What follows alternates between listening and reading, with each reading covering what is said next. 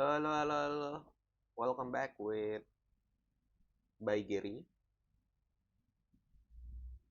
Oke, hari ini kita akan lanjut ke pembahasan TER atau tarif efektif rata-rata PPh 21 part 2. Kali ini kita bakal membahas contoh perhitungan TER selama 1 tahun. Jadi kita simulasikan dari bulan Januari hingga bulan Desember 2024 dengan contoh di sini Tuan Budi statusnya K1. Oke, pertama-tama sebelum kita mulai menghitung, mari kita tentukan terlebih dahulu komponen-komponen penghasilan dari Tuan Budi.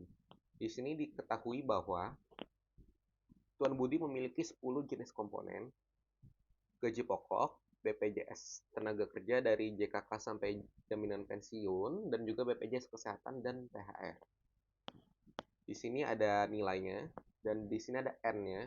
Dalam artian N ini berapa kali komponen tersebut diberikan atau terjadi dalam tahun 2024. Dan ini yang apabila disetahunkan ya tinggal dikali 12 atau dikali dengan N-nya sendiri. Lalu ada bruto atau deductible.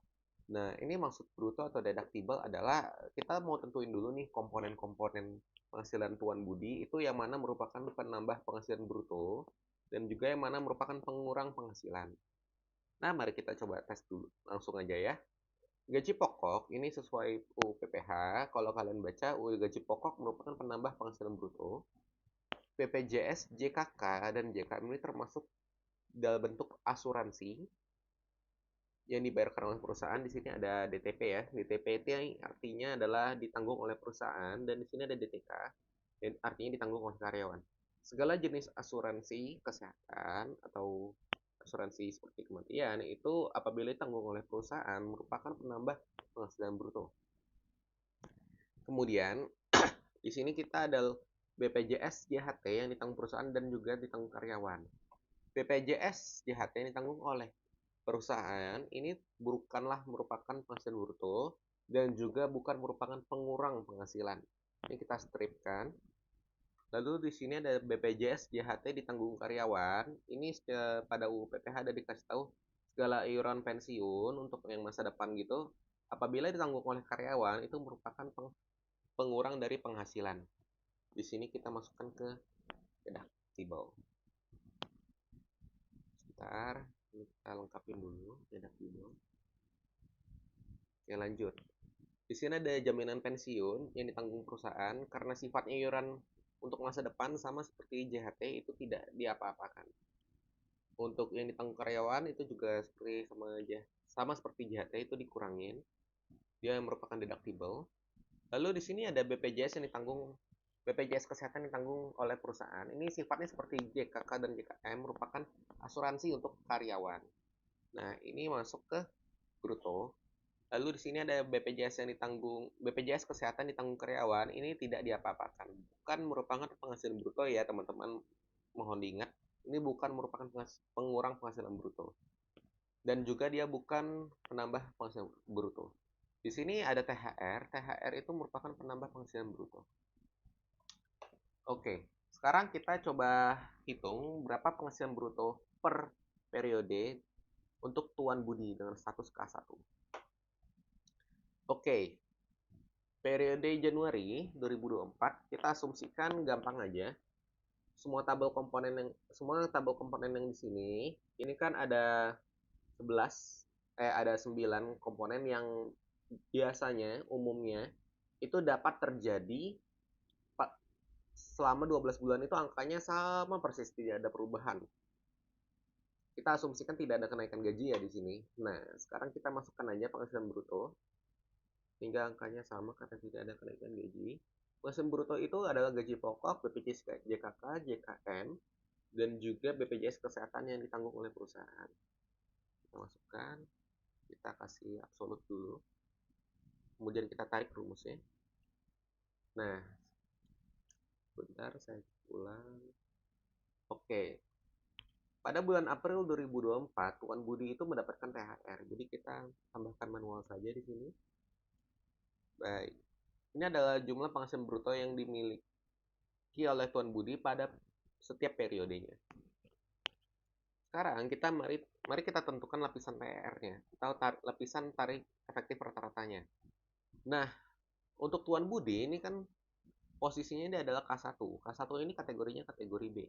Kategori B untuk bulan Januari hingga bulan November kecuali April itu penghasilan brutonya bisa kita lihat pada angka yang sama, jadi kita bisa tentukan sekali untuk 10 bulan.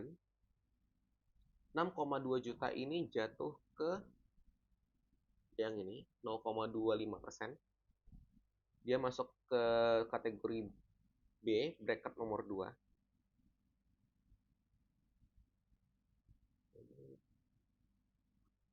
Ini untuk 10 bulannya. Kenapa yang April tidak? Itu karena yang di bulan April penghasilan brutonya itu bukan 6 juta.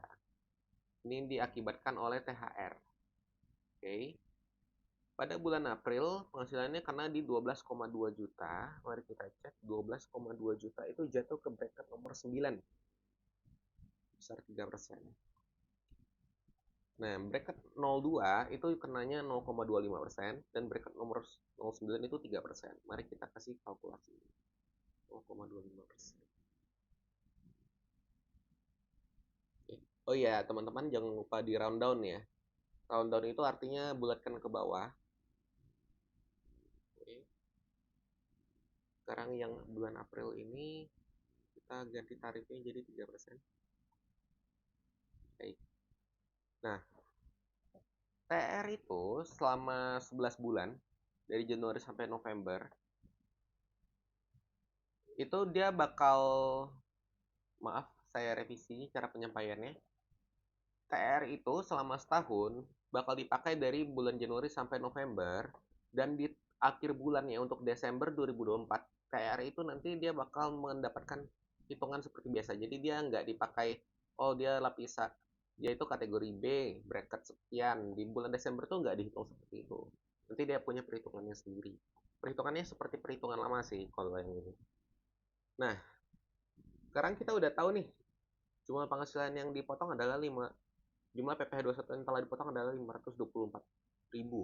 Seperti yang tadi saya katakan, pada bulan Desember itu perhitungannya sedikit berbeda. Dia nggak langsung, oh, oke, bruto masuk lapisan TR langsung dikali, enggak. Tapi di tahun 2002, di akhir tahun atau saat karyawan berhenti itu nanti perhitungannya seperti ini. Penghasilan bruto kita hitung yang setahun. Jadi, gaji pokok ya, gaji pokok, JKK, JKM, BPJS Kesehatan, dan juga THR.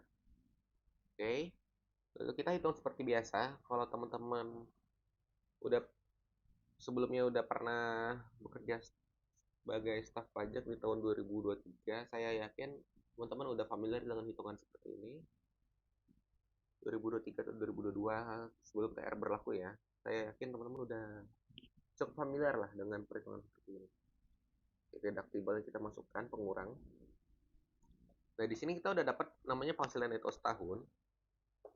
Lalu kita harus masukkan PTKP, karena K1 ini 63 juta, kita langsung masukkan aja 63 juta.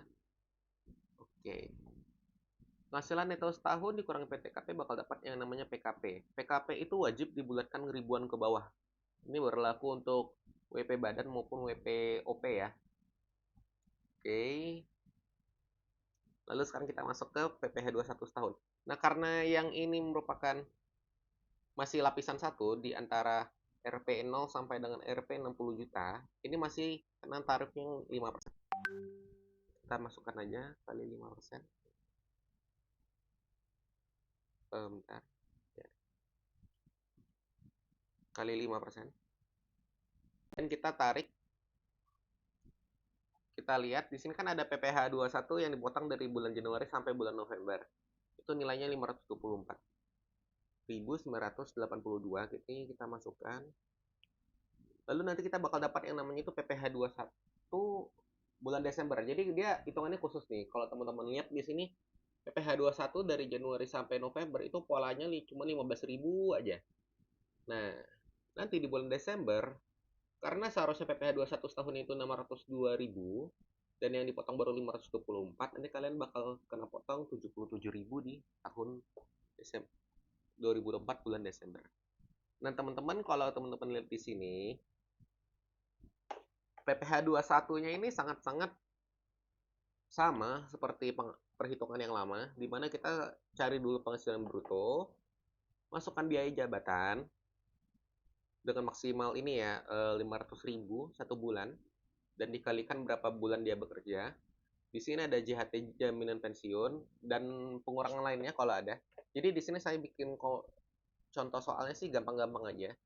Untuk asuransi saya nyatakan saya bikin contohnya hanyalah BPJS. Dia tidak ada benefit lain untuk asuransi seperti ini, saya sensor tidak ada atau gimana. Jadi saya asumsikan dia benar-benar cuma ada BPJS. Nah, lalu di sini kita bakal dapat PKP, PTKP, PKP, PKP dibulatkan, PPh 21 setahun. Bedanya kalau yang dulu itu biasa tiap bulan kita hitungnya kayak gini bagi 12 atau dikali berapa bulan dia bekerja. Nah, kalau misalnya yang sekarang kan ada TR, kita cukup di tahun 2024 itu di akhir tahun, kita langsung aja kurangin dengan semua TR-nya dan dihitunglah berapa PPh 21-nya. Jadi kalau kalian memahami hitungannya dengan baik, di sini PPh 21 itu sebenarnya sama persis, tidak ada yang berubah untuk jumlah yang dipotong selama setahun ya. Tapi memang perhitungannya sedikit berbeda karena adanya TR. TR itu membuat perhitungannya terlalu simpel ya kalau menurut saya. Jadi kadang ada kasus di mana ini bengkak lebih kurang bayarnya. Ini kan 15.000, 15.000, 15.000. Sekali dia Desember tuh langsung kena 77.000. Ini biasa memang karyawan, bagi karyawan yang tidak mengerti, biasa mereka akan protes. Jadi agak sulit di kompromi ya manusia-manusianya. Lalu di sini ada sedikit kelemahan juga TR ini. Pada kasus tertentu dia bakal menyebabkan lebih bayar. Anggaplah THR-nya kalau dia 2 kali gaji, 3 kali gaji itu harusnya menyebabkan dia langsung lebih bayar. Tapi tenang aja teman-teman, kalau misalnya PPh 21 kalian dipotong lebih besar dari seharusnya, perusahaan itu wajib untuk mengembalikan PPh 21 tersebut. Nanti kita akan membahas perhitungannya lebih lanjut di part 3. Part 3 nanti saya akan menjelaskan gimana cara kita, staf accounting dan staf pajak, gimana cara menghitung berapa sih PPh 21 lebih bayar dan berapa PPh 21 yang dikembalikan ke karyawan saat karyawan berhenti atau saat akhir tahun. Dan staf account saya akan juga jelaskan bagaimana staf accounting itu harus melaksanakan pembukuan apabila kasus tersebut terjadi. Jadi stay tune for part 3. Untuk sementara part 2 kita cukup membahas ini aja, contoh setahun. Oke. Kita asumsikan dia kerja dari Januari sampai Desember. Komponennya ya ini aja. Sekian, terima kasih.